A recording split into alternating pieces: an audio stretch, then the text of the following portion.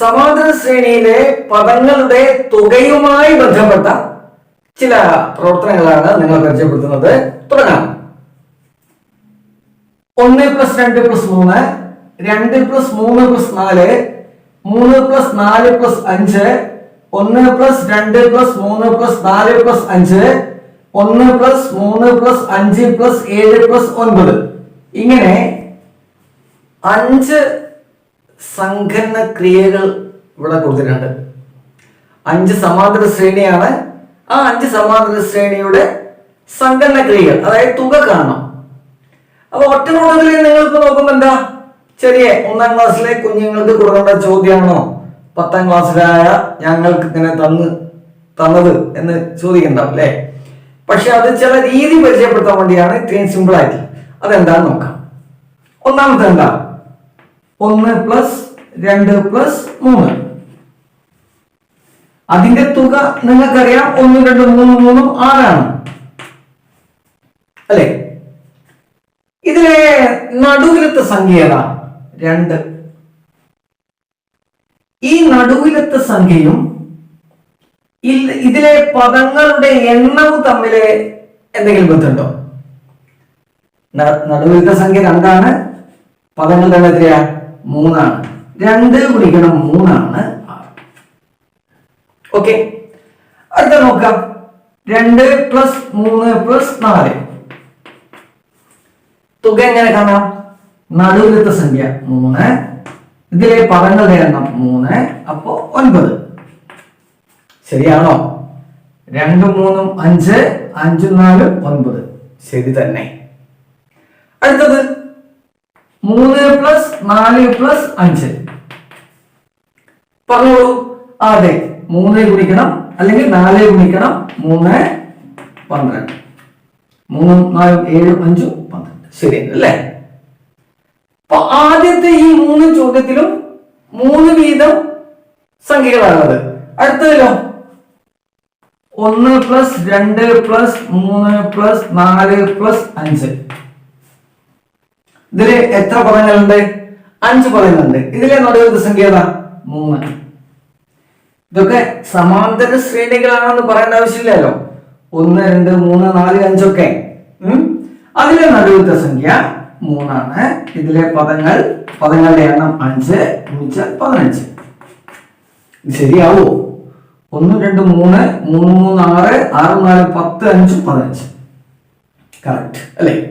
Last എന്താ? 1 കൂട്ടണം 3 കൂട്ടണം 5 കൂട്ടണം 7 കൂട്ടണം 9. ഇതിന്റെ തുക കാണണം അല്ലേ? എന്താ? നടുവിലത്തെ സംഖ്യ 5, അതിലെ പദങ്ങളുടെ എണ്ണം 5, 25. 5 ഗുണിക്കണം 5. 1, 3, 4, 5, 9, 7, 16, 9 കൂട്ടിയാൽ 25. അത് ശരിയായി. ഇതെല്ലാം എന്താണ്? അതിലെ പദങ്ങളുടെ എണ്ണം ഒറ്റ സംഖ്യകളാണ് അല്ലെ? പദങ്ങളുടെ എണ്ണം ഒറ്റ സംഖ്യകളാണ്. പദങ്ങൾ ഇതിൽ ഇപ്പൊ 2 ഇരട്ട സംഖ്യയുണ്ട്, ഇതിൽ ഇരട്ട സംഖ്യയുണ്ട്, ഇതിൽ ഇരട്ട സംഖ്യയുണ്ട്, ഇത് ഒറ്റ സംഖ്യയാണ്. പദങ്ങളെ കുറിച്ചല്ല ചോദിച്ചത്, പദങ്ങളുടെ എണ്ണത്തെ കുറിച്ചാണ്. അത് ഒറ്റ സംഖ്യയായ ഈ പദങ്ങളുടെ സമാന്തര സംഖ്യയുടെ തുക കാണുമ്പോൾ അതിനെ നടുവിലത്തെ പദത്തെ ആ പദങ്ങളുടെ എണ്ണം കൊണ്ട് ഗുണിച്ചാൽ തന്നെ ഇതിന്റെ തുക കിട്ടും. നമ്മൾ മുഴുവനും കൂട്ടി നോക്കേണ്ട ആവശ്യമില്ല. മനസ്സിലായല്ലോ? പദങ്ങളുടെ എണ്ണം ഇരട്ട സംഖ്യയാണെങ്കിലോ, ഉദാഹരണത്തിന് 1 + 3 + 5 + 7 + 9 + 11. ഇതില് എത്ര പദങ്ങളുണ്ട്? 6 എണ്ണം. 1, 2, 3, 4, 5, 6 എണ്ണം ഉണ്ട്. ഇവിടെ നമ്മൾ കണ്ടതുപോലെ നടുവിൽ ഒരു സംഖ്യയില്ല അല്ലേ? എന്തെങ്കിലും എളുപ്പ വഴിയുണ്ടോ? ഉണ്ട്. എന്താണോ? ഇതിന് നമ്മള് ജോഡികളാക്കി മാറ്റാം. അപ്പൊ ഈ അറ്റത്തുള്ള സംഖ്യയും ഈ അറ്റത്തുള്ള സംഖ്യയും ഒരു ജോഡി, ഇതും മറ്റൊരു ജോഡി, ഇതും മറ്റൊരു ജോഡി. എന്നിട്ടോ ഇതും കൂടെ കൂട്ട്. ഈ 2 ജോഡികൾ 1 ഉം 11 കൂട്ടിയ എത്രയാ? 12. ഇതിൽ ആകെ എത്ര ജോഡി കിട്ടി? 6 സംഖ്യ ആവുമ്പോൾ 3 ജോഡി. അത് പ്രത്യേകിച്ച് പറയണ്ടില്ല അല്ലേ? ആ 12നെ, അതായത് ഏതെങ്കിലും ഒരു ജോഡി കൂട്ടി കിട്ടിയ സംഖ്യയെ ആ ജോഡികളുടെ എണ്ണം കൊണ്ട് ഗുണിക്കുക. 12 ഗുണിക്കണം 36 ആണ് ഇതിന്റെ തുക. സംശയമുണ്ടോ? നോക്കാം. 1 3 4, 4 5 9, 9 7 16, 16 9 25, 25 11 36. ക്ലിയർ? ഒറ്റ സംഖ്യ ആവുമ്പോൾ നടുവിലത്തെ പദത്തെ എണ്ണം കൊണ്ട് ഗുണിക്കുക. ഇരട്ട സംഖ്യ ആവുമ്പോൾ പദങ്ങളുടെ എണ്ണം ഇരട്ടയാകുമ്പോൾ, ഇരട്ട സംഖ്യ ആവുമ്പോൾ അതിനെ ജോഡികളാക്കുക. അതിലെ ആ ഒരു ജോഡിയുടെ തുകയെ എത്ര ജോഡിയുണ്ടോ അതുകൊണ്ട് ഗുണിക്കുക. ഇങ്ങനെയാണ് സമാന്തര ശ്രേണികളിലെ പദങ്ങളുടെ തുക കാണാനുള്ള ഒരു വഴി ഇപ്പോൾ പറഞ്ഞു തന്നത്. അത് വെച്ച് നമുക്ക് ധാരാളം കണക്കുകൾ ഒന്ന് ചെയ്ത് നോക്കാം. അതൊന്ന് ക്ലിയർ ആക്കുന്നുണ്ട്. അതിനു മുമ്പ് ഇവിടെ ഒരു ചോദ്യം കൂടെ ഉണ്ട്, അതിന്റെയും കൂടെ ഉത്തരം കാണാം. സമാന്തര ശ്രേണി an+b 4ാമത്തെയും 5ാമത്തെയും പദങ്ങൾ എഴുതുക. അപ്പൊ അതാണ് ഇനിയിപ്പോ നമ്മൾ അടുത്ത് കണ്ടുപിടിക്കാം. സമാന്തര ശ്രേണി an+b നമുക്ക് കണ്ടുപിടിക്കേണ്ടത് എന്താണ്? അത് 4ാമത്തെ പദം കണ്ടുപിടിക്കണം, 5ാമത്തെ പദം കണ്ടുപിടിക്കണം. 4ാമത്തെ പദം എന്ന് പറയുന്നത് എന്നിന് പകരം 4 എന്ന് കൊടുക്കണം. ഇവിടെ എന്തുണ്ട്? എ ഉണ്ട്. അപ്പോ എ ഗുണിക്കണം 4 എന്താ? 4a + b. ഇതാണ് 4ാമത്തെ പദം. 5ാമത്തെ പദം എന്നിന് പകരം 5 കൊടുക്കുക. അപ്പോ 5a + b. ഈ അറിവ് നമുക്ക് ചിലപ്പോ പിന്നീട് ആവശ്യമായിട്ട് വരും. അതിന് വേണ്ടിയിട്ടാണ്, നിങ്ങൾക്ക് മനസ്സിലാകാൻ വേണ്ടിയിട്ടാണ് ഞാൻ ഈ ചോദ്യം കൂടി ഇവിടെ ഇപ്പൊ പരിചയപ്പെടുത്തിയത്. ഇനി നമുക്ക് കുറച്ച് കണക്കുകൾ ഒന്ന് ചെയ്ത് നോക്കാം, ഇവിടെ മനസ്സിലാക്കിയ ഈ കാര്യങ്ങൾ വെച്ചിട്ട്. ഓക്കെ, തുടങ്ങാം. ആദ്യത്തെ 5 പദങ്ങളുടെ തുക 30 ആകുന്ന 3 സമാന്തര ശ്രേണികൾ എഴുതുക. ആദ്യത്തെ 5 പദങ്ങളുടെ തുക 30 ആകുന്ന 3 സമാന്തര ശ്രേണികൾ എഴുതുക. ആദ്യത്തെ 5 പദങ്ങൾ 30 ആകണം, 5 പദങ്ങളുടെ തുക. അങ്ങനെയുള്ള 3 സമാന്തര ശ്രേണികൾ. അപ്പൊ ഇങ്ങനെയാണ് 1 2 3 4 5 ഒരു സമാന്തര ശ്രേണി. 1 2 3 4 5 മറ്റൊരു സമാന്തര ശ്രേണി. 1 2 3 4 5 മറ്റൊരു സമാന്തര ശ്രേണി. 3 സമാന്തര ശ്രേണി. ഈ ഓരോ സമാന്തര ശ്രേണിയിലെയും പദങ്ങളാണ് കണ്ടുപിടിക്കേണ്ടത്. ഇവയുടെ തുക എന്താണ് പറഞ്ഞു കഴിഞ്ഞു, 30 ആണ്. ഇത് 30 ആണ്, ഇതും 30 ആണ്, ഇതും 30 ആണ്. തുക 30 ആകുമ്പോ ഇതിലെ നടുവിലത്തെ സംഖ്യ അല്ലേ, അത് ഒന്നാണ് നടുവിലത്തെ സംഖ്യ. ഇത് എത്ര വരും? ഇതിന്റെ 5 മടങ്ങാണ് ഇതിന്റെ തുക വരും. നേരത്തെ പഠിച്ചല്ലോ, ഇതിലെ അക്കങ്ങളുടെ പദങ്ങളുടെ എണ്ണം 5 ആണല്ലോ. ആ നടുവിലത്തെ പദത്തെ 5 കൊണ്ട് ഗുണിച്ചാൽ കിട്ടുന്നതാണ് ഇതിന്റെ തുക. അത് നേരത്തെ പറഞ്ഞല്ലോ.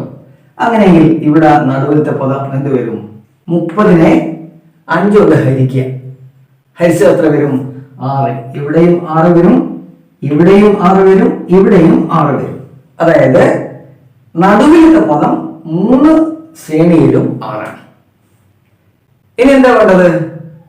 ഇനി നമുക്ക് പൊതുവ്യത്യാസം വേണം. പൊതുവ്യത്യാസം എത്രയാ? അത് നിങ്ങളുടെ യുക്തിക്കനുസരിച്ച് എത്രയും എടുക്കാം. ഒന്നാണ് എടുക്കുന്നെങ്കിലോ പൊതുവ്യത്യാസം, ഇതിന്റെ പൊതുവ്യത്യാസം ഡി 1 എടുക്കുന്നു. അപ്പൊ എന്ത് വരും? ഇവിടെ 7, ഇവിടെ 8, ഇവിടെ 5, ഇവിടെ 4. ഇനി ഇവിടെ പൊതുവ്യത്യാസം 2 എടുക്കുന്നു. 2 എടുക്കുമ്പോൾ 6 2 8, 2 10. 6 നിന്ന് 2 കുറച്ചാൽ 4, ഇവിടെ 2. ഇനി പൊതുവ്യത്യാസം 3 എടുക്കുന്നു. 3 എടുക്കുമ്പോൾ ഇവിടെ 6നോട് 3 കൂട്ടിയാൽ 9, കൂട്ടിയാൽ 12. 6 നിന്ന് 3 കുറച്ചാൽ 3, 3 നിന്ന് 3 കുറച്ചാൽ 0, 0 3 6 9 12. ഈ അറ്റത്ത് 0 വരാൻ പാടില്ല എന്ന് എവിടെയും പറഞ്ഞിട്ടില്ല. സമാന്തര ശ്രേണിയാകുമ്പോൾ 0 വരാം, നെഗറ്റീവ് സംഖ്യ വരാം. ഏത് സംഖ്യയും വരാം. ഓക്കെ, അപ്പോൾ ഇപ്പോ ഒന്നാമത്തെ ചോദ്യത്തിന്റെ ഉത്തരമാണ് എഴുതിയിരിക്കുന്നത്. നമുക്ക് 3 സമാന്തര ശ്രേണിയാണ് വേണ്ടത്. 3ന്റെയും തുക 10 ആയിരിക്കണം, എല്ലാത്തിലും 5 അക്കങ്ങളും വേണം. ഓക്കെ, ഇനി അടുത്ത ചോദ്യത്തിലേക്ക്. ഒരു സമാന്തര ശ്രേണിയിലെ ആദ്യ പദം 1, ആദ്യത്തെ 4 പദങ്ങളുടെ തുക 100, ശ്രേണിയിലെ ആദ്യ 4 പദങ്ങൾ എഴുതുക. ഒരു സമാന്തര ശ്രേണിയിലെ ആദ്യ പദം 1, 4 പദങ്ങൾ, ഇതില് 4 പദങ്ങളുടെ തുകയാണുള്ളത്. അപ്പൊ 1, 2, 3, 4 ഇവയുടെ തുക എത്രയാണ്? 100. പക്ഷെ ഇവിടെ ഒരു പ്രശ്നമുണ്ട്. എണ്ണം, പദങ്ങളുടെ എണ്ണം ഒറ്റ സംഖ്യയല്ല, ഇരട്ട സംഖ്യയാണ്. അങ്ങനെ വരുമ്പോൾ ഇതിനെ ജോഡികളാക്കി മാറ്റണം. ഇതിനെയും ഒരു ജോഡി, ഇതിനെയും ഒരു ജോഡി. ഇപ്പൊ 2 ജോഡി. ഈ പദങ്ങളുടെ തുക എത്രയാണ്? 100. 4 പദങ്ങളുടെയും തുക 100. അപ്പൊ ഒരു ജോഡിയുടെ തുക എത്ര വരും? 100 ഹരിക്കണം 2, 50. എന്ന് പറഞ്ഞാൽ ഈ ആദ്യത്തെ പദവും ഈ 4ാമത്തെ പദം കൂടെ കൂട്ടിയാൽ 50 കിട്ടണം. എങ്കിൽ 4ാമത്തെ പദം എത്ര വരും? 49. ഒന്നാമത്തെ പദം 1ഉം 4ാമത്തെ പദം 49 ആണെങ്കിൽ ഇതിന്റെ പൊതുവ്യത്യാസം എങ്ങനെ കാണും? ഇവ തമ്മിലുള്ള വ്യത്യാസം എത്രയാണ്? 49 മൈനസ് 1, 48. ഇത് 4ാമത്തെ പദമാണല്ലോ, ഇത് 1ാമത്തെ പദം. 4 മൈനസ് 1, 3. അപ്പൊ 48നെ 3 കൊണ്ട് ഹരിച്ചാൽ കിട്ടുന്നതാണ് ഇതിന്റെ പൊതുവ്യത്യാസം, 16. അപ്പൊ 1ഉം 16ഉം 17, 16ഉം 33. 1, 17, 33, 49. ഇതാണ് ഇതിലെ 4 പദങ്ങൾ. അടുത്ത ചോദ്യം എന്താ? ഒരു സമാന്തര ശ്രേണിയിലെ അടുത്തടുത്ത ഏത് 4 പദങ്ങൾ എടുത്താലും രണ്ടറ്റത്തുള്ള പദങ്ങളുടെ തുക നടുക്കുള്ള 2 പദങ്ങളുടെ തുകയാണെന്ന് തെളിയിക്കുക. ഒരു സമാന്തര ശ്രേണിയിലെ അടുത്തടുത്ത ഏത് 4 പദങ്ങൾ എടുത്താലും രണ്ടറ്റത്തുള്ള പദങ്ങളുടെ തുക നടുക്കുള്ള 2 പദങ്ങളുടെ തുകയാണെന്ന് തെളിയിക്കുക. അത് തെളിയിക്കണം. തെളിയിക്കാൻ എന്താ വഴി? അതിനെ നമുക്ക് സംഖ്യകൾക്ക് പകരം അക്ഷരങ്ങൾ ഉപയോഗിച്ചുള്ള ഒരു സമാന്തര ശ്രേണി ഉണ്ടാക്കുക. ആദ്യ പദം എഫ് ആയിക്കോട്ടെ. ഇത് ആദ്യ പദം. ആദ്യ പദം വെച്ചാൽ നമ്മൾ എടുക്കുന്ന സമാന്തര ശ്രേണിയിലെ 4 പദങ്ങളുള്ള ഒരു സമാന്തര ശ്രേണി. അതിലെ ആദ്യ പദം എഫ്. അത് ഏതുമാകാം. അടുത്ത പദം എന്തായിരിക്കും? ഒരു സമാന്തര ശ്രേണിയിലെ ഏതു പദം എടുത്താലും അടുത്ത പദം കാണാൻ എന്താ വഴി? അതിന്റെ കൂടെ പൊതുവ്യത്യാസം കൂട്ടിയാൽ മതി. അതായത് ഇതിന്റെ കൂടെ ആദ്യ പദത്തിന്റെ കൂടെ ഒരു പൊതുവ്യത്യാസം കൂട്ടിയാൽ രണ്ടാമത്തെ പദമായി. മൂന്നാമത്തെ പദം കിട്ടാൻ എന്താ വഴി? ഈ ആദ്യ പദത്തോട് 2 പൊതുവ്യത്യാസം കൂട്ടുക.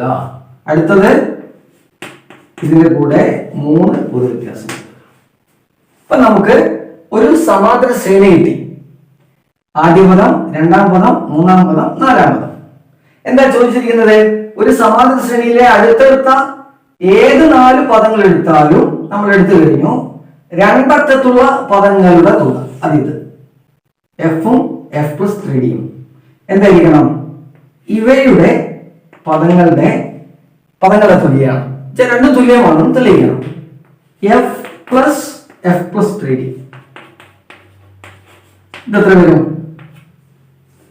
2f plus 3d. അതാണ് ഇത്. ഇനി ഇവയുടെ തുകയോ?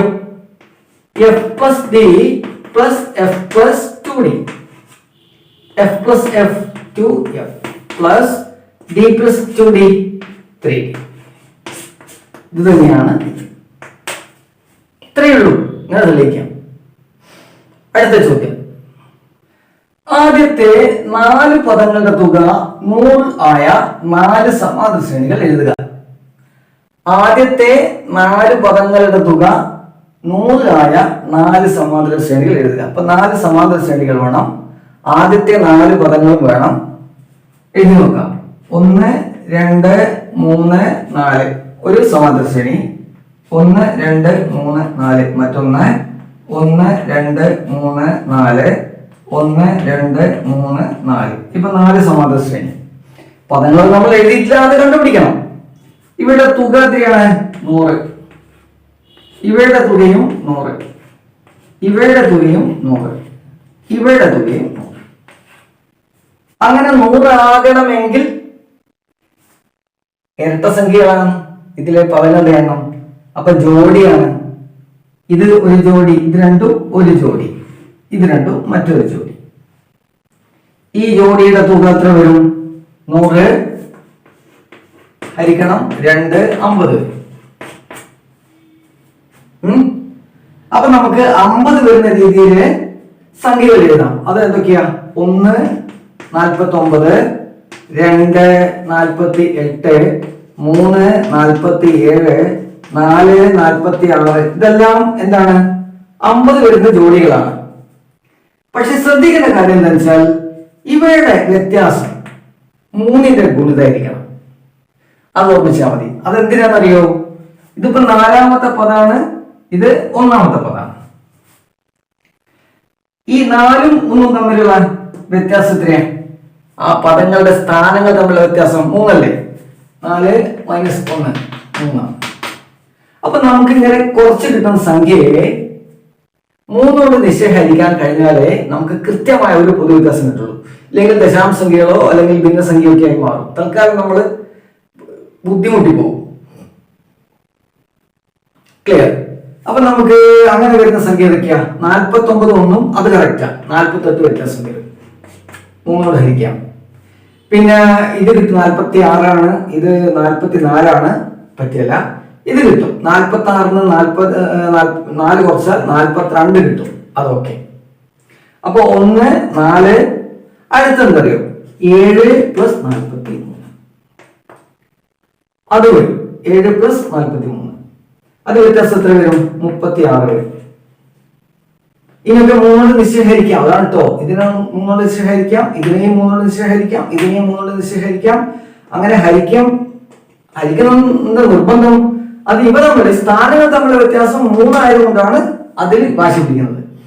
1 4 7 10 + 40. ഇവ തമ്മിലുള്ള വ്യത്യാസം എത്ര വരും? 30 വരും. അപ്പൊ നമുക്ക് 1ാമത്തെ പദമായിട്ട് ഇതിലെ 1 49, അവസാനത്തെ സംഖ്യ 49, 4 46, 7 43, 10 40. ഇപ്പൊ 4 സമാന ശ്രേണിയിലെ ആദ്യ പദങ്ങളാണ് 1 4 7 10. അവസാന പദങ്ങൾ 4ാമത്തെ പദം 49 46 43 40. ഇനി ഇതിന്റെ പൊതുവ്യത്യാസം 49 - 1 48. 48നെ 3 കൊണ്ട് ഹരിച്ചാൽ 16 കിട്ടും.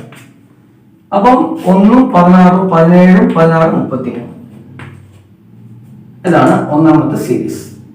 ഇതിൻ്റെത് 42. 42നെ 3 കൊണ്ട് ഹരിച്ചാൽ 14 പൊതുവ്യത്യാസം. അപ്പം 4 14 18, 18 14 32, 32 14 46. അപ്പൊ ഇത് 2 കിട്ടി. ഇത് 36. 36 ഹരിക്കണം 3 12 ഇതിന്റെ പൊതുവ്യത്യാസം. അപ്പോ 7 12 19, 19 12, 7 12 19, 19 12 31, 31 12 43. ശരി. അടുത്ത നമുക്ക് 40ഉം 10ഉം തമ്മിലുള്ള വ്യത്യാസം 30. 30 ഹരിക്കണം 3 10.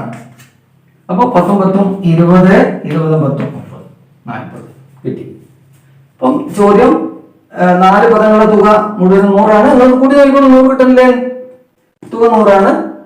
നമുക്ക് അങ്ങനെ വരുന്ന 4 പദങ്ങളുള്ള 4 സമാന്തര ശ്രേണികളാണ് ഇപ്പൊ ഇവിടെ എഴുതിയിരിക്കുന്നത്.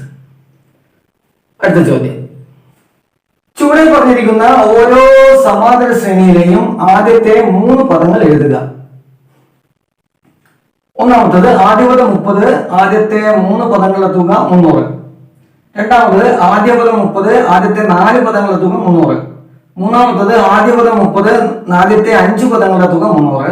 നാലാമത്തത് ആദ്യപദം 30, ആദ്യത്തെ 6 പദങ്ങളുടെ തുക 300. അപ്പൊ ഇവിടെ ഈ ചോദ്യത്തിന്റെ പ്രത്യേകത എല്ലാത്തിലും ആദ്യപദം 30ഉം പദങ്ങളുടെ തുക 300. പക്ഷെ പദങ്ങളുടെ എണ്ണത്തിലാണ് വ്യത്യാസം. ഒന്നാമത്തേല് 3 പദം, രണ്ടാമത്തേല് 4 പദം, അടുത്തതിൽ 5 പദം, അടുത്തതിൽ 6 പദം. അങ്ങനെയുള്ള സമാന്തര ശ്രേണിയാണ്. അതിലെ ഓരോന്നിന്റെയും ആദ്യത്തെ 3 പദങ്ങളാണ് എഴുതേണ്ടത്. അതാണ് ചോദ്യം. തുടങ്ങാം അല്ലേ? ഇപ്പോ ആദ്യ പദം ഒന്നാമത്തത് 30, 3 പദേ ഉള്ളൂ ഇതില്. തുക 300. പിന്നെ രണ്ടാമത്തെയുടെയും ആദ്യ പദം 30 തന്നെ. ഇതിൽ 4 പദമുണ്ട്. 1, 2, 3. 1, 2, 3, 4. ഇതിന്റെയും തുക 300. അടുത്തത് 5 പദമുണ്ട്. ആദ്യ പദം 30. 1, 2, 3, 4, 5. തുക 300. അടുത്തത് നാലാമത്തതും ആദ്യ പദം 30 തന്നെ. 6 പദമുണ്ട്. 1, 2, 3, 4, 5, 6. ഇതിന്റെയും തുക 300. ഇതെന്തൊരു ചോദ്യമാണ്? എന്തോ വിഷമം എന്നൊക്കെ തോന്നുന്നുണ്ടോ? സിമ്പിൾ ആണ്, നോക്കാം നമുക്ക്. ഇപ്പൊ ആദ്യ പദം 30, തുക 300 ആണ്. 3 സംഖ്യ ഇവിടെ ഉള്ളത്. 3 സംഖ്യ ആവുമ്പോ എന്താ, നടുവിലത്തെ സംഖ്യ കാണാം അല്ലേ? എന്താ, ഈ തുകയെ 3 കൊണ്ട് ഹരിച്ചാൽ മതിയല്ലോ. അപ്പൊ എന്ത് വരും? 100 വരും. 100 വരും. ഏത്? ഇവിടുത്തെ നടുവിലത്തെ പദം 100 വരും. ഇപ്പൊ വ്യത്യാസം കിട്ടും അല്ലേ? 30ഉം 70ഉം കൂടെ കൂട്ടിയാൽ 100 കിട്ടും. 100ന്റെ കൂടെ 70 കൂട്ടിയാൽ 170. അപ്പൊ 30, 100, 170. അതാണ് ഈ സമാന്തര ശ്രേണി. അടുത്ത 4 പദമുണ്ട്. 4 പദം ഉണ്ടാവുമ്പോ എന്താ? 4 പദം ഉണ്ടാവുമ്പം അതിനെ 2 ജോഡിയാക്കി തിരുത്താം. ഇതിനെ 2 ജോഡിയാക്കി മാറ്റണം. ഇതൊരു ജോഡി, ഇതൊരു ജോഡി. ഈ ജോഡിയുടെ തുക അങ്ങനെ കാണും. 2 ജോഡിയാണ് ഉള്ളത്. അപ്പൊ 300 ഹരിക്കണം 2, 150 ആണ് ജോഡികളുടെ തുക. അപ്പൊ 30ന്റെ കൂടെ എത്ര കൂട്ടിയാലാണ് 150 കിട്ടുക? 120. ആദ്യ പദം കിട്ടി, അവസാന പദം കിട്ടി. ഇനി പൊതു വ്യത്യാസം കാണാൻ എന്താ വഴി? ഇത് ഒന്നാമത്തെ പദം, ഇത് 4ാമത്തെ പദം. ഇവയുടെ വ്യത്യാസം 120 മൈനസ് 30, 90 ഹരിക്കണം 4 മൈനസ് 1, 3, 30 വരും അല്ലേ? അപ്പൊ ഇവിടെ 30ഉം 30ഉം 60, 60, 30ഉം 90, 90, 30. ഇതാണ് രണ്ടാമത്തെ സമാന്തര ശ്രേണി. ഇതെന്ത് ചെയ്യാം? ഇത് 5 പദമുണ്ട്. അപ്പൊ നടുവിലത്തെ പദം എന്താ? 300 ഹരിക്കണം 5, 60 കിട്ടി. ഇവിടെ 60 കിട്ടി. ഇനി പ്രശ്നമില്ല. എന്താ? ഇത് രണ്ടും കൂടെ കൂട്ടുക 90. അതിന് രണ്ടും കൂടെ ഹരിച്ചാൽ കിട്ടുന്നതാണ് ഈ പദം, രണ്ടാമത്തെ പദം. അപ്പം പൊതു വ്യത്യാസം കിട്ടി 45 മൈനസ് 30, അല്ലെങ്കിൽ 60 മൈനസ് 45, 15 കിട്ടി. അപ്പൊ അത് കൂട്ടിയാൽ മതി. 60 5 75, 75 5 90. സമാന്തര ശ്രേണി. 3 പദം മാത്രമേ ചോദിച്ചിട്ടുള്ളൂ. അപ്പൊ 30, 45, 60 മതി. ഞാൻ ആ 5 പദം എഴുതിയത് മാത്രമേ ഉള്ളൂ. 3 പദങ്ങളെ എഴുതണ്ടേ. ഇനി ലാസ്റ്റ് എന്താ? ഇതിൽ 6 പദമുണ്ട്. 6 പദമാകുമ്പോൾ ജോഡികളാക്കി മാറ്റാം. ഒന്നാമത്തതും 6ാമത്തതും, രണ്ടാമത്തതും 5ാമത്തതും, 3ാമത്തതും 4ാമത്തതും. അപ്പൊ 6 പദമുണ്ട്. 6 പദങ്ങളുടെ തുക 300 ആണ്. അപ്പൊ 3 ജോഡി, 6 പദം പറഞ്ഞാൽ 3 ജോഡി. അപ്പൊ ഒരു ജോഡിയുടെ തുക എത്ര വരും? 300നെ 3 കൊണ്ട് ഹരിക്കുക. ഇപ്പൊ 100. ഇത് 30 ആകുമ്പോ ഇത് എത്ര വരും? 70 വരും. ഇത് രണ്ടും കൂടെ കൂട്ടിയാൽ 100 കിട്ടുന്നല്ലോ. ഇനി സിമ്പിൾ. 70ൽ നിന്ന് 30 കുറക്കുക. അപ്പൊ 40 കിട്ടും. ആ 40നെ 6ൽ നിന്ന് 1 കുറക്കുക, 5 കിട്ടും. അപ്പൊ പൊതു വ്യത്യാസം 8 വന്നു. 8 കൂട്ടിയാൽ മതി. 38, 38, 38, 46. ഇതുവരെ മതി. 3 സംഖ്യ എഴുതിയാൽ മതി. പക്ഷെ നമുക്ക് നോക്കാം. 36ഉം 8ഉം 54, 54 8ഉം 62, 62 8ഉം 70. ആ ശ്രേണി കംപ്ലീറ്റ് ആയി. ഓക്കെ, അടുത്ത ചോദ്യം കൂടി എന്താണെന്ന് നോക്കാം. ഒരു സമാന്തര ശ്രേണിയുടെ ആദ്യത്തെ 5 പദങ്ങളുടെ തുക 150ഉം ആദ്യത്തെ 10 പദങ്ങളുടെ തുക 550 ഒരു പ്രസ്താവനയാണ്, ഒന്നുകൂടെ വായിച്ചു തരാം. ഒരു സമാന്തര ശ്രേണിയുടെ ആദ്യത്തെ 5 പദങ്ങളുടെ തുക 150 10 പദങ്ങളുടെ തുക 550 എങ്കിൽ ശ്രേണിയുടെ 3-ാം പദം എന്താണ്, 8-ാം പദം എന്താണ്, ശ്രേണിയുടെ ആദ്യത്തെ 3 പദങ്ങൾ എന്തൊക്കെയാണ്? അപ്പൊ ഇതില് നമുക്ക് 5 പദങ്ങളുടെ തുക, അപ്പൊ അങ്ങനെ ഒരു സീരീസ് 1 2 3 4 5 ഇതാണ് 5 പദങ്ങളുള്ള ശ്രേണി. പിന്നെ 10 പദങ്ങളുടെ തന്നിട്ടുണ്ട്. അപ്പൊ നമുക്ക് 10 പദങ്ങൾ എഴുതി വെക്കാം. 1 2 3 4 5 6 7 8 9 10. ഇതിലെന്താ, ഇതില് 5 പദങ്ങളുള്ള 5 പദങ്ങളുടെ അതിന്റെ തുക 150. 150 ആകുമ്പോ ഈ പദങ്ങളുടെ എത്രണ്ട്, 5 പദങ്ങളുള്ളത്. 5 പദങ്ങളുള്ള ഈ ശ്രേണിയുടെ തുക 150 ആണെങ്കിൽ അത് ഒറ്റ സംഖ്യയാണല്ലോ. അപ്പൊ നടുവിലത്തെ പദം ഏതാ? അത് 3-ാമത്തെ പദമാണ് അല്ലെ.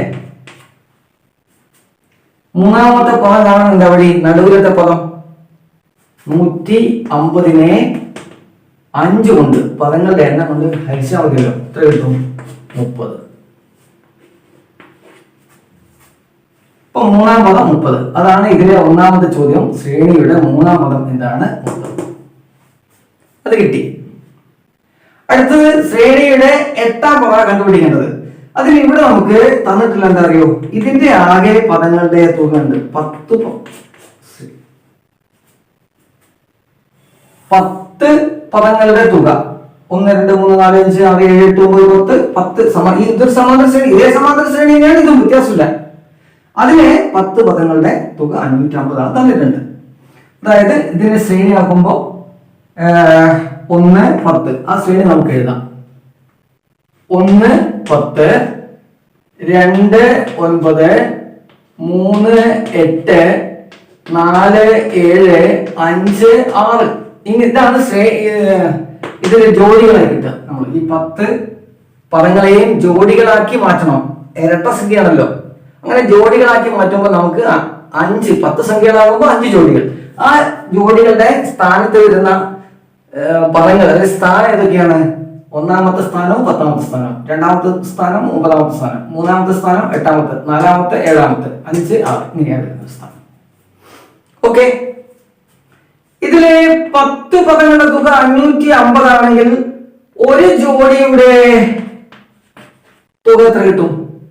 550നെ നമ്മൾ 5 ജോഡിയിലുള്ള അതുകൊണ്ട് ഹരിച്ചാൽ 110 കിട്ടും. അതായത് 1ഉം 10ഉം കൂടെ കൂട്ടിയാൽ ആ സ്ഥാനത്തെ സംഖ്യ കൂട്ടിയാൽ 110 കിട്ടും. 2-ാം സ്ഥാനത്തെ 9-ാം സ്ഥാനത്തെയും സംഖ്യകൾ കൂട്ടിയാൽ 110 കിട്ടും. 3-ാം സ്ഥാനത്തെയും 8-ാം സ്ഥാനത്തെയും സംഖ്യകൾ കൂട്ടിയാൽ 110 കിട്ടും.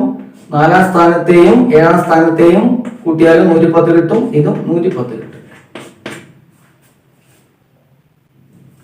അപ്പൊ 3-ാം സ്ഥാനത്തെ സംഖ്യ, അതായത് 3-ാം സ്ഥാനത്തെ സംഖ്യ നമുക്ക് 30 കിട്ടി. അതിന് ജോഡി ഏതാ? 8 ആണ് അല്ലേ. അപ്പൊ 3 4 5 6 7 8-ാം സ്ഥാനത്തെ സംഖ്യ. ഇത് രണ്ടും കൂടെ കൂട്ടിയ എത്രയാ? 110. അതിൽ 3-ാം സ്ഥാനത്തെ സംഖ്യ എത്രയാ? 30. അത് 30ഉം 8-ാം സ്ഥാനത്തെ സംഖ്യയും കൂടെ കൂട്ടിയാൽ 110. അപ്പൊ ആ സംഖ്യ എത്രയാ? 110 മൈനസ് 30, അതായത് 80. ഇതാണ് 8-ാം സ്ഥാനത്തെ സംഖ്യ. 3-ാം സ്ഥാനത്തെ സംഖ്യ 30, 8-ാം സ്ഥാനത്തെ സംഖ്യ പദം. 3-ാം സ്ഥാനത്തെ പദം 30, 8-ാം സ്ഥാനത്തെ പദം 80. അപ്പൊ 1-ാമത്തെ 2-ാമത്തെ ചോദ്യത്തിന് ഉത്തരമായി. ഇനി ശ്രേണിയുടെ ആദ്യത്തെ 3 പദങ്ങൾ എന്തൊക്കെയാണ്? നമ്മൾ പൊതു വ്യത്യാസമാണ് കാണുന്നത്. അത് ഈ സ്ഥാനങ്ങൾ, ഇത് 8-ാമത്തെ പദമാണല്ലോ, ഇത് 3-ാമത്തെ പദം. ഈ സംഖ്യകൾ തമ്മിലുള്ള പദങ്ങൾ തമ്മിലുള്ള വ്യത്യാസം എത്രയാണ്? 80 മൈനസ് 30 50 ഹരിക്കണം 8 മൈനസ് 3 5. 50നെ 5 ഹരിച്ചാൽ 10. അപ്പൊ ഇതാണ് പൊതു വ്യത്യാസം. അപ്പൊ ഇതിൽ നിന്ന് 10 കുറച്ച 20, 10 കുറച്ച 10, 10 20 30. ശ്രേണിയുടെ ആദ്യത്തെ 3 പദങ്ങൾ എന്തൊക്കെയാണെന്ന ചോദ്യത്തിന് ഉത്തരമാണ് 10 20 30. ഓക്കെ. അടുത്തൊരു ചോദ്യമുണ്ട്, അല്പം പ്രയാസങ്ങളാണ്, നോക്കാം. ഒരു പഞ്ചഭുജത്തിന്റെ കോണുകൾ സമാന്തര ശ്രേണിയിലാണ്. അതിലെ ഏറ്റവും ചെറിയ കോണിന്റെ അളവ് 36 ഡിഗ്രിയിൽ കൂടുതലാണെന്ന് തെളിയിക്കാം. ചോദ്യം കൂടെ വായിക്കാം. ഒരു പഞ്ചഭുജത്തിന്റെ കോണുകൾ സമാന്തര ശ്രേണിയിലാണ്. അതിലെ ഏറ്റവും ചെറിയ കോണിന്റെ അളവ് 36 ഡിഗ്രിയിൽ കൂടുതലാണെന്ന് തെളിയിക്കാം.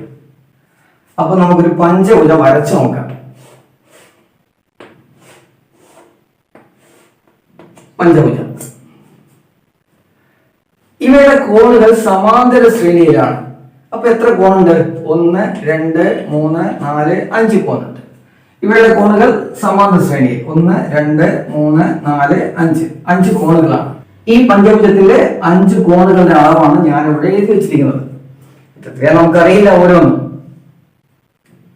അപ്പൊ എങ്ങനെ കണ്ടുപിടിക്കും? നേരത്തെ പറഞ്ഞ കാര്യങ്ങളുമായി ബന്ധപ്പെട്ട്, പദങ്ങളുടെ തുകയുമായി ബന്ധപ്പെട്ട്, അതിന്റെ പദങ്ങളുടെ എണ്ണമൊക്കെയായി ബന്ധപ്പെട്ട് എന്തെങ്കിലും വഴിയുണ്ടോ? അതിന് നമുക്ക് ഈ പഞ്ചഭുജത്തിന്റെ ആകെ കോണുകളുടെ അളവ് കിട്ടണം. അതെത്രയാ അറിയാവോ? ഒരു ത്രികോണത്തിന്റെ ആകെ കോണുകൾ എത്രയാ? കോണളവ് 150. ചതുരാണെങ്കിൽ, ചതുർഭുജാണെങ്കിൽ 4 വശങ്ങളാണെങ്കിൽ 360. പഞ്ചഭുജാണെങ്കിൽ എത്രയാ? 540. അതായത് 5 കോണുകളെ കൂട്ടിയാലേ 540 ഡിഗ്രി. ഓക്കെ, അപ്പൊ നമുക്ക് ഇതെല്ലാം കൂടെ കൂട്ടി കഴിഞ്ഞാൽ കിട്ടുന്ന എത്രയാണ്? 540 ഡിഗ്രി. 540 ഡിഗ്രി ആണ് എന്ന് പറയുമ്പോൾ ഈ സ്ഥാനത്തുള്ള, അതായത് ഇത് 1-ാം സ്ഥാനത്തെ സംഖ്യ, 2-ാം സ്ഥാനത്തെ കോണ്, ആദ്യത്തെ കോണ്, 2ാമത്തെ കോണ്, 3ാമത്തെ കോണ്, 4ാമത്തെ കോണ്, 5 കോണ്. 5 കോണാണ് ഉള്ളത്. അതിൽ 3ാമത്തെ കോണിന്റെ അളവ് എത്ര വരും? 540 ഹരിക്കണം 5. ആകെ 5 കോണുകൾ. 3ാമത്തെ പദം, നടുവിലത്തെ പദം കാണാൻ എന്താ വഴി? 540നെ എണ്ണം കൊണ്ട് ഹരിക്കുക. എത്ര കിട്ടും? 108. ഇത് 108. ഇങ്ങനെ ഉള്ള ഒരു ശ്രേണി, അതായത് എണ്ണം ഒറ്റ സംഖ്യകളാണ്. അങ്ങനെയെങ്കിൽ ഈ 1-ാം സ്ഥാനത്തെയും 5-ാം സ്ഥാനത്തെയും, അതായത് അവസാനത്തെ, ആദ്യത്തെയും അവസാനത്തെയും പദങ്ങളുടെ തുകയ്ക്ക് എന്തെങ്കിലും ബന്ധമുണ്ടോ? ഇതുമായി ബന്ധം നമുക്ക് ചെറിയൊരു ഉദാഹരണം. 2, 4, 6, 8, 10 ഇത് 5 പദം. നടുവിലത്തെ സംഖ്യ 6, ആദ്യ സംഖ്യ 2, അവസാന സംഖ്യ 10. ഇത് കൂട്ടിയ എത്രയാ? 12. നടുവിലത്തെ സംഖ്യ എത്രയാ? 6. ഇതുമായിട്ട് എന്താ ബന്ധം? ഇതിന്റെ ഇരട്ടിയാണ്. അത് മനസ്സിലാക്കി വെക്കുക. ഏത് സമാന്തര ശ്രേണി എടുത്താലും അങ്ങനെയാണ്. അതായത് നടുവിലത്തെ പദം അതിന്റെ ഇരട്ടിയായിരിക്കും ഇതും ഇതും അവയുടെ തുക. അതുപോലെ ഇതും ഇതും അവയുടെ തുക. ഏത് സമാന്തര ശ്രേണി എടുത്ത് നിങ്ങൾ ഒന്ന് പരീക്ഷ നടത്തിക്കോളൂ. ഒരു പരീക്ഷ ശരിയാണോ? ഇത് 108 അതിന്റെ ഇരട്ടി എത്ര വരും? 216. 108 ഗുണിക്കണം 2, 216. ഇവയുടെ തുക, 1-ാം സ്ഥാനത്തെയും 5-ാം സ്ഥാനത്തെയും പദങ്ങളുടെ തുക 216. ചോദ്യം എന്താ? അളവ് 36 ഡിഗ്രിയിൽ കൂടുതലാണെന്ന് തെളിയിക്കാനുള്ള. ഇത് 36 ആണെങ്കിൽ 5-ാമത്തെ പദം എത്ര വരും? 180. 150ന്റെ പ്രത്യേകത എന്താ? അല്ലെ പ്രശ്നം എന്താ? അങ്ങനെ ഒരു കോണില്ല. 150 എന്ന് പറയുന്നത് എപ്പോഴും ഒരു രേഖയാണ്. ഒരു രേഖയുടെ കോണാണ് 150. ഇപ്പൊ കോണാകണമെങ്കിൽ എന്ത് വേണം? 150ൽ കുറവായിരിക്കണം. ഇത് 179 178 ഒക്കെ ആയിരിക്കണം. ഇത് 179 ആണെങ്കിൽ ഇത് എത്ര വരും? 37 ആയിരിക്കും. 216 കിട്ടണമല്ലോ, രണ്ടും കൂടെ കൂട്ടിയിട്ട്, അല്ലേ? അതുകൊണ്ട് നമുക്ക് പറയാം, ഇങ്ങനെ ഒരു 150 എന്ന കോൺ നിലവിലില്ലാത്തത് കൊണ്ട് അത് എപ്പോഴും 150ൽ കുറവായിരിക്കും. ഈ കോൺ 150ൽ കുറവാകുമ്പോൾ എപ്പോഴും ആദ്യത്തെ കോൺ അല്ലെങ്കിൽ ഏറ്റവും ചെറിയ കോൺ എന്തായിരിക്കും? 36 ഡിഗ്രി കൂടുതലായിരിക്കും. അതാണ് ഇതിന്റെ ഉത്തരം. ഓക്കെ, ഇനിയും ഇതുമായി ബന്ധപ്പെട്ട് സമാന്തര ശ്രേണിയിലെ പദങ്ങളുടെ തുകയുമായി ബന്ധപ്പെട്ട് ഒട്ടനവധി പ്രവർത്തനങ്ങൾ വരുന്നുണ്ട്. അതിന് കുറെ സൂത്രവാക്യങ്ങളൊക്കെ നമുക്ക് പഠിക്കാനുണ്ട്. അതൊക്കെ അടുത്ത ഭാഗങ്ങൾ.